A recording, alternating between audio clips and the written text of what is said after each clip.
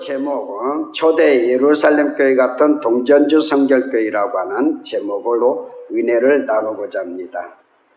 오늘의 인간은 시간 속에서 태어나고 시간의 지배를 받다가 시간 속에서 성공과 실패로 나눠집니다.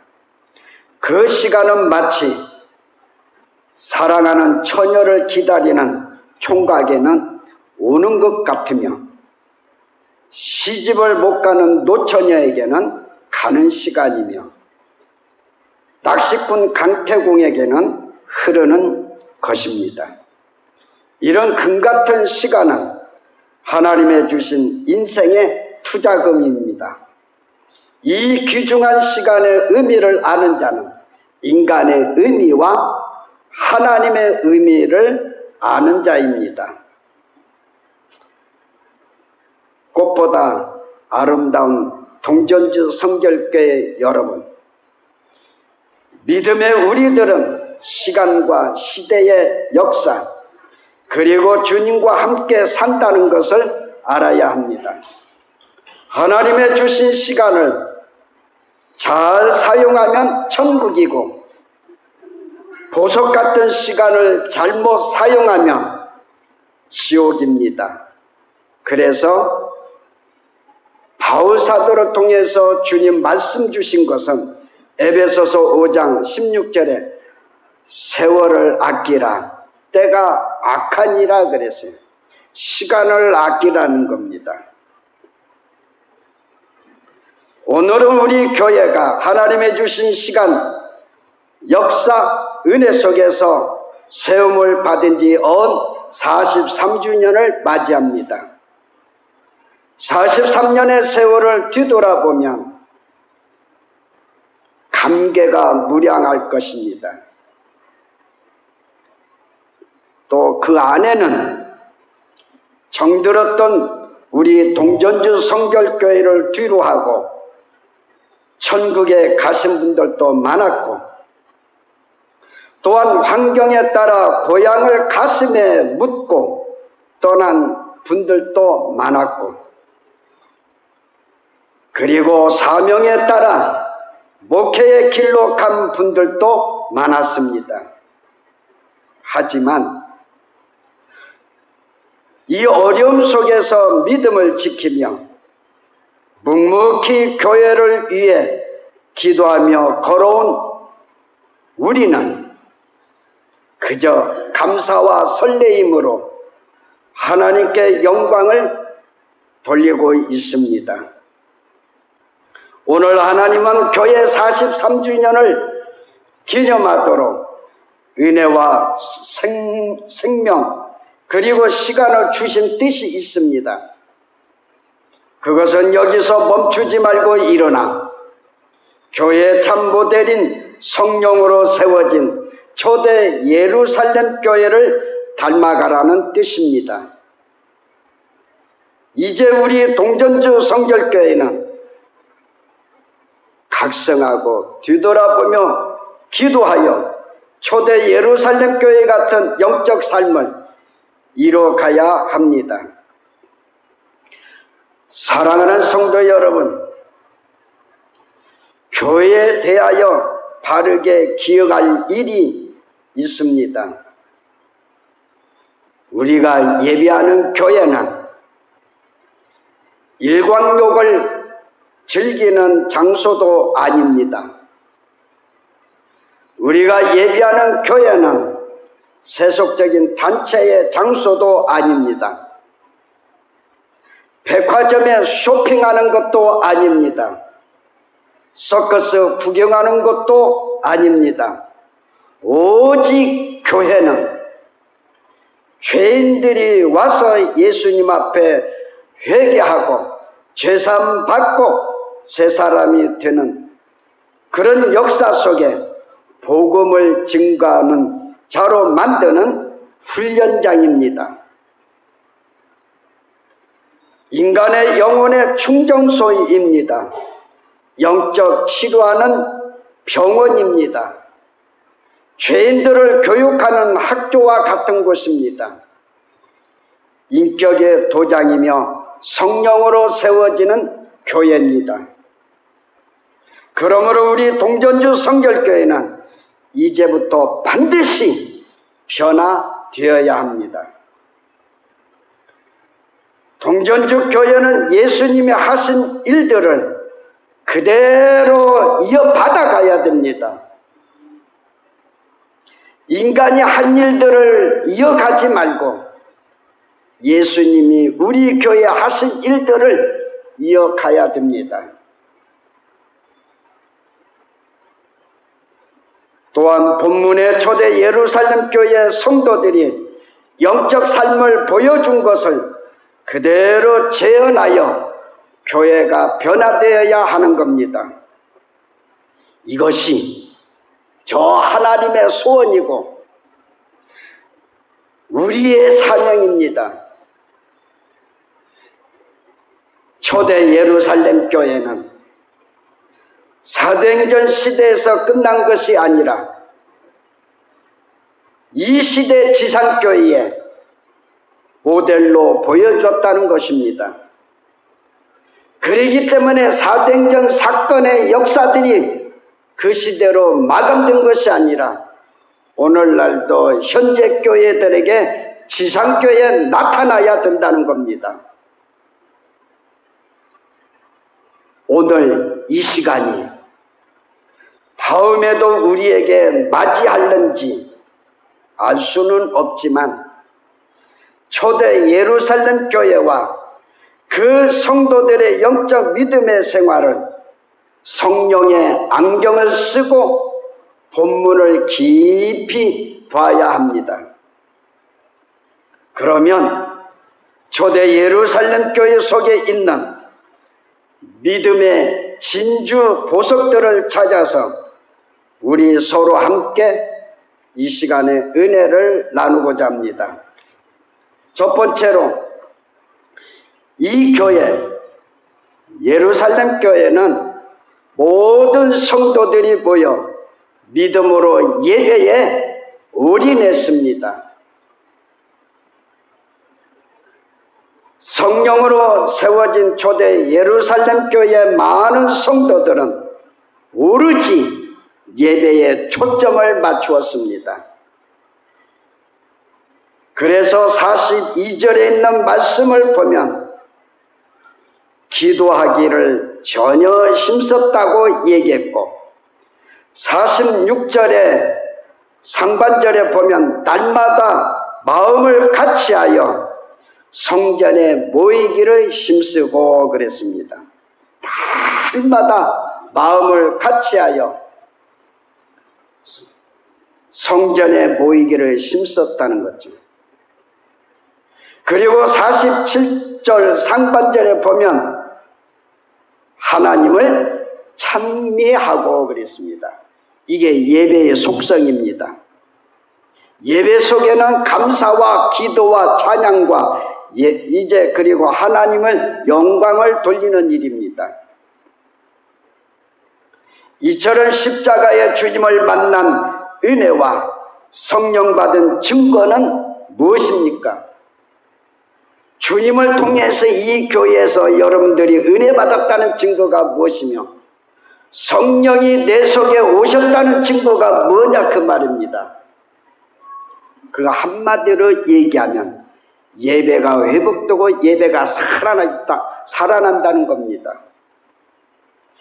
예배가 죽어있다고 한다면, 예배가 아직도 머물고 침체가 되어 있다면 43년 전의 예배와 이후의 오늘의 예배가 달라져야 되는데 그대로 똑같다고 한다면 여러분들은 초대 예루살렘 교회 같은 성령의 사람들, 그런 교회라고 말할 수 없습니다. 예배드리는 목적이 무엇이라 생각합니까? 하나님께 영광 돌리기 위해서잖아요. 만날 사람이 없어서 오는 게 아니라, 갈 데가 없어서 오는 게 아니라 나를 불러주신 하나님, 우주를 창조하신 하나님께 영광을 돌리기 위해서 우리가 예배하러 오는 겁니다. 믿습니까? 믿습니까? 이외에 다른 생각하면 안 됩니다. 그래서 고린도전서 10장 31절에 바로 그겁니다. 너희들이 마시든지 먹든지 무엇을 하든지 하나님의 영광을 위해서 하라 그랬습니다. 할렐루야.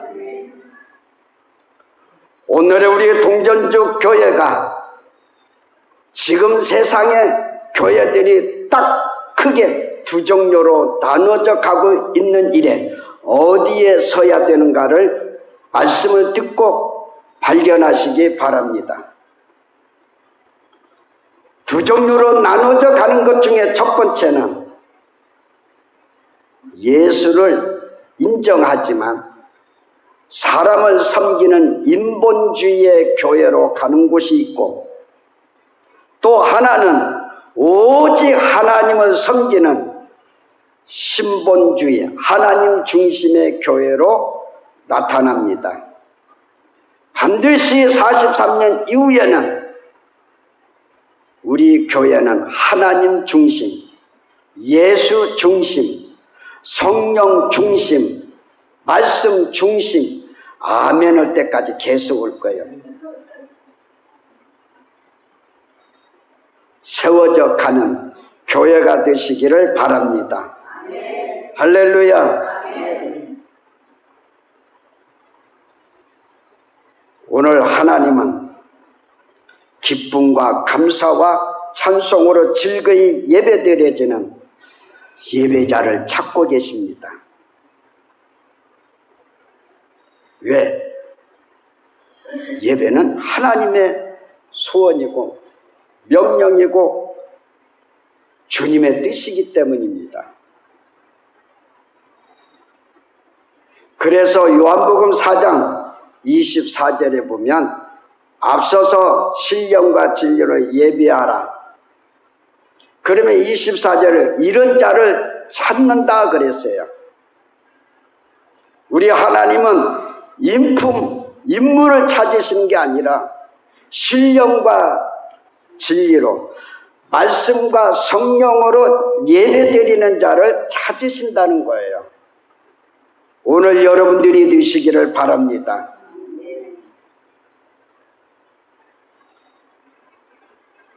우리 교회가 예배를 통해서 영원히 숨쉬는 교회, 즉 기도하는 집으로 세워야 됩니다.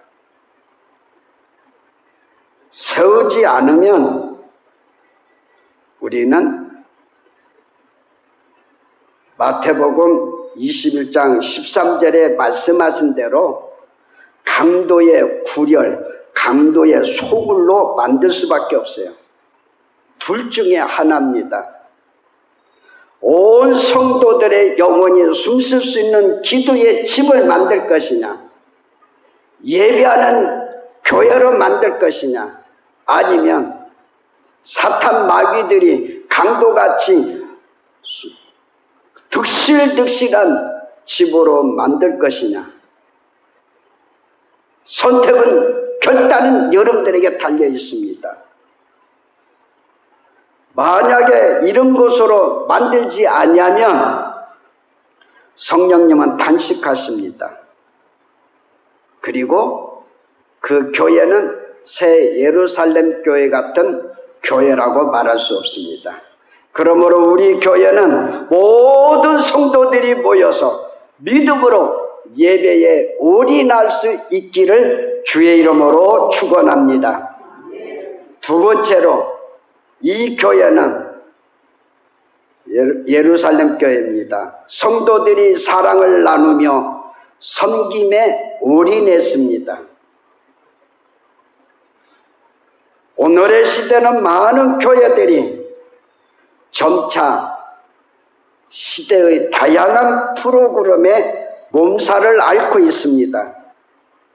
그러므로 교회는 점차적으로 교리는 있으나 복음이 없어져 가고 회의는 많아지지만 주님의 제자 양육은 없어져 가고, 행사는 많으나 비전이 없는 것으로 변화되어 가고 있습니다. 아마 그것은 신자들이 주님의 진실된 사랑을 나누지 못하고 섬김 속에 조미료 역할을 못한 탓일 줄 압니다. 오늘 43주년을 맞이하는 동전주 성결교회 여러분, 오늘 본문의 42절 상반절과 46절 하반절을 보면은 깨달을 수가 있습니다. 42절 상반절에 보면 그렇게 말씀하고 있습니다. 서로 교제하며, 서로 교제했다. 서로라고 하는 이 단어 속에는 인격을 말하고 있습니다. 주님의 닮은 인격으로 서로 교제했다. 그래서 로마서 13장 10절에 있는 말씀을 보면 사랑은 이웃에게 악을 행치 아니하는 것이라, 사랑은 율법의 완성이니라 그랬습니다. 그리고 서로 섬김이었습니다. 46절 하반절에 있는 말씀을 보면 집에서 떡을 떼며 기쁨과 순전한 마음으로 음식을 먹고, 이런 섬김의 모습입니다. 옛날에는 우리 한국 교회들이 이제 구역이나 이런 곳들을 통해서 많은 교제를 나누었습니다. 섬겼습니다. 여기서부터 사랑이 싹트고 또 왔습니다. 그래서 교회 오면 사랑이 이글이글 타올랐었습니다. 근데 코로나로 인하여서 교회들이 이것들이 침체가 되다 보니까 역시 섬김과 사랑이 식어져 있는 것 같습니다. 이 교회는, 예루살렘 교회는 서로 섬김이었습니다. 그렇기 때문에 우리 주님이 말씀하신 거예요. 마태복음 20장 28절의 말씀을 보면 인자가 내가 온 것은 섬김을 받으려 온 것이 아니라 섬기려고 왔다 그랬어요. 그러니까 교회 안에는, 성령으로 뭉쳐있는 교회는 사랑받기를 먼저 원하는 게 아닙니다. 남이 나를 우러러보고 섬겨주기를 원하지 않는 곳입니다. 사랑에는 크게 두 가지로 나누어집니다. 하나는 절대적인 사랑이 있고, 하나는 타산적인 사랑이 있습니다. 타산적인 사랑은, 계산적인 사랑은 저 사람이 나를 사랑하면 나도 사랑하고, 저 사람이 나를 미워하면 나도 미워하는 겁니다. 이게 인간적인 사랑입니다. 그러나 절대적인 사랑은 주님처럼, 주님을 그렇게 핍박하고 괴롭게 하고 십자가에 못 박겠지만 마지막까지 그들을 향해서 사랑을 주셨습니다. 이게 저 사람이 나를 미워하든 싫어하든 그리스도의 마음 가지고 사랑을 주는 게 절대적인 사랑입니다. 그리고 섬기는 겁니다. 이게 주님의 섬김의 모습입니다. 그래서 주님의 일생을 바라보면 한마디로 요약한다면 먼저입니다. 먼저예요. 언제나 먼저입니다. 예수님이 요한복음의 13장에 보면 제자들의 발을 씻겨줄 때도 내가 너희들을 이제 발을 씻겨야 된다, 먼저 얘기하고 뭐 잔소리 많이 하시고 하신 적이 없어요. 그냥 묵묵히 먼저 대야에다 물을 떠시고 제자들의 발을 씻기니까 제자들이 왜 우리들의 발을 씻깁니까 그랬어요. 예수님의 섬김의 모습도 보세요. 먼저였지 절대 나팔 불고 한 적은 없습니다. 이것을 닮은 것이 출발했던 예루살렘 교회였습니다. 우리 동전주의 교회가 새롭게 출발하는 것은 이와 같은 스타일로 가야 됩니다. 묵묵히 먼저 사랑, 묵묵히 먼저 섬겨줘야 교회가 따뜻한 가정 같은 교회가 되는 것입니다. 바로 교회는 우리가 기분 따라 다니는 관광객이 아니라 주님이 인류를 위해 죽기까지 몸을 던지신 아가페 사랑과 그 섬기는 것을 배우는 곳입니다. 이게 교회입니다. 그러므로 영적 믿음의 교회는 조미료와 소금 같은 역할을 하는 겁니다. 조미료는 맛을 내잖아요. 소금은 썩지 않도록 하는 방부제잖아요. 그러니까 교회는 조미료, 교회는 소금과 같은 역할이 자꾸 나타나야 됩니다. 그런 우리 성도들이 되기를 주의 이름으로 축원합니다. 마지막에 세 번째로는 이 교회는 성도들이 말씀을 받으며 구제와 선교에 올인했습니다. 교회란 신자 개인을 피할용으로 만드는 제조 공장이 아닙니다. 오직 하나님의 말씀을 잘 배우게 하는 영적 제작소와 같은 것입니다. 그래서 교회는 세상 학문을 배우는 것이 아닙니다. 오직 주님께 헌신하고 교회를 따뜻하게 가정처럼 가꾸며 성도들의 신앙을 행동하는 신앙으로 가꿔가는 곳이 바로 교회입니다. 그러면서 여기에서 새 예루살렘 교회처럼 구제와 선교를 배우는 곳입니다. 이 진리를 알게 되면 우리 교회는 주님이 초대 예루살렘 교회 같이 칭찬하는 교회가 될 줄로 믿습니다. 그러므로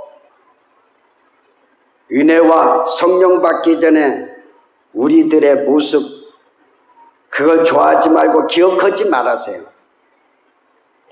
은혜로 이어가기 전, 성령의 충만함으로 이어가기 전에는 우리는 순간순간에 개인주의적이었습니다.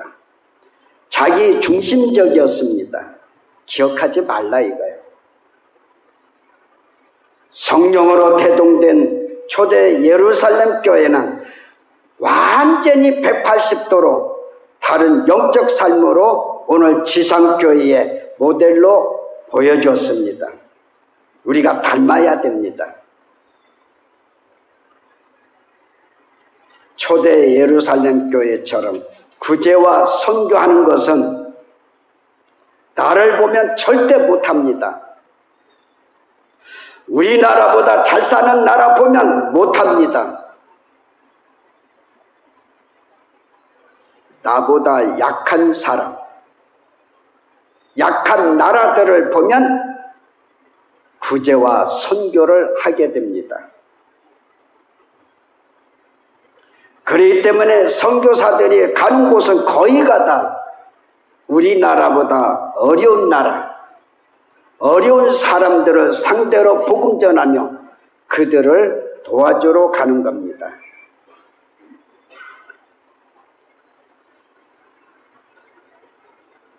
나를 포기하고 죽지 않으면 절대 말씀을 증거도 아멘으로 받아들일 수 없습니다. 그리고 구제와 선교에 올인할 수도 없습니다. 선교는 구제는 어떻게 하는 거냐? 시간이 좀 지났지만 우리가 성경 고린도전서 16장 2절에서 3절을 한번 우리 같이 보겠습니다. 고린도전서 16장 2절에서 3절 찾으셨으면 우리 함께 말씀을 보면서 읽겠습니다. 시작. 매주일 첫날에 너희 각 사람이 이를 얻은 대로 저축하여 두어서 갈 때에 연보로 하려 하지 않게 하라.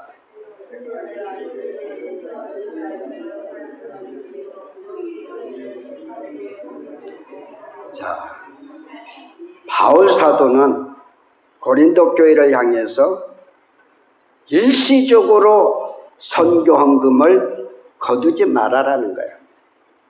너희들의 가슴에 선교하고 싶으면, 부지하고 싶으면 그때 모아놔라. 이게 쉽게 얘기해. 모아놓고 내가 예루살렘으로 갈 때에 주어라 이겁니다. 이게 방법이에요. 이게 방법입니다. 처음에 예루살렘 교회가 은혜롭고 잘 살고 부강할 때는 많은 교회들에게 도와주고 선교했습니다. 근데 핍박과 어려움 속에 있다가 보니까 예루살렘 교회가 약해졌습니다. 어려워졌습니다. 그러니까 받은 교회, 마게도냐가 됐든 어디가 됐든 간에 역시 다시 은혜를 갚는 겁니다. 바로 바울이 그 일을 하는 겁니다. 그러니까 선교는, 구제는 일시적으로 이렇게 하는 게 아니고, 선교하고 구제하고 싶은 사람들은 조금씩이라도 자꾸 모아놔라. 그래서 내가 갈 때 일시적으로 주지 말고 기도하면서 모아놓은 헌금을 예루살렘 갈 때 주어라. 그 말씀입니다. 이것이 예루살렘 교회 성도들이 행했는데, 이 사람들을 보면 많은 사람들에게 말씀하신 게 뭐냐면, 자기 재산과 소유를 팔아 각 사람의 필요를 따라 나눠주고, 이게 이제 그들의 삶이었습니다. 모든 물건을 서로 통용도 했다 그랬습니다. 그러면 없어져야 되죠. 손해봐야 되죠. 근데 하나님이 채워주시더라 이거예요. 복을 주시더라 이겁니다. 이게 하나님의 진리입니다. 그래서 그들의 한 결과가 역시 4장의 32절부터 가면 핍절한 자, 가난한 자가 없었더라 그랬어요. 예루살렘 교회 성도들을 통해서 가난한 자가 없었더라. 마지막입니다. 결론입니다. 교회 창립 43주를 맞는 우리 동전주 성결교회 여러분, 우리는 지금 감사와 기쁨으로 예배하고 있습니다. 그렇다면 이제 우리는 동전주 성결교회를 위해 어떤 교회를 모델로 삼고 이루어 사시겠습니까? 하나님의 마음, 하나님의 소원은 초대 예루살렘 교회를 담고 성장하라는 것일 겁니다. 우리가 첫 번째 대지, 두 번째 대지, 세 번째 대지 다 말씀드렸습니다. 이와 같이 올인하면서 살라고 우리 교회를 말씀하고 계십니다. 그렇게 되면 47절 하반절에 주께서 날마다 구원받는 사람을 더하게 하시느니라. 한마디로 얘기하면 부흥케 하신다 그 말입니다. 할렐루야. 우리는 여기서 멈추지 말고 재림신앙으로 교회 부흥의 목표를 삼으십시다. 세계의 선교와 구제의 목표를 삼으십시다. 예수로 충만할 수 있도록 기도하며 목표를 삼으십시다. 그렇게 되면 하나님께서 우리에게 성령을 부어주시고 은사 부어주시면서 기적을 창조하게 하십니다. 주님 오시는 그날까지 그분의 뜻은 타락한 세상을 따라가지 말고 무조건 무릎 꿇는 사람이 있을 때에 이루어진다는 사실, 그리고 할 수 있다. 창조적인 믿음이 폭발하게 되면 하나님은 뜻을 이루어 주십니다. 성도여, 우리는 시간과 세월 속에 사는 어찌할 수 없는 하숙생입니다. 그러므로 사도 바울의 사명을 본받고 가야 됩니다. 사도 바울은 고린도후서 11장 23절, 이 말씀이 뭡니까? 날마다 내 속에 눌리는 일이 있으니, 자기 속에 날마다 눌리는 일이 있으니 곧 모든 교회를 위하여 염려하는 것이니라 겁니다.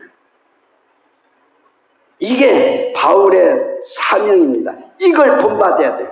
여러분들이 자나깨나 어디에 있든지 간에, 어떤 나라에 머물든지 간에 우리의 심령에 눌리는 것은 돈으로 눌리는 것이 아니라, 실패로 눌리는 것이 아니라 우리 교회를 위하여 염려하는 것, 교회를 위하여 염려하는 것으로 눌릴 수 있는 선한 사명자가 된다고 한다면, 그 자가 다시 오실 마라다의 신앙을 가진 자여, 그 자가 주님 앞에 설 때에 아름다운 신부가 될 줄로 믿습니다.